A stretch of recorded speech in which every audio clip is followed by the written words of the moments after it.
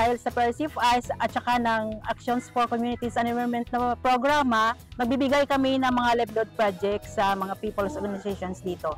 So, isa na dito yung solo parent.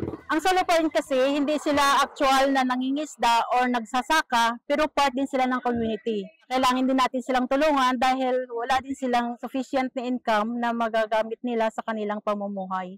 So, isa itong project na nakita ng PRCFI, under ng ACE, na makatulong din sa kanila. Even though sa bahay lang sila, pwede silang gumawa ng mga jewelry at pwede nilang maibenta.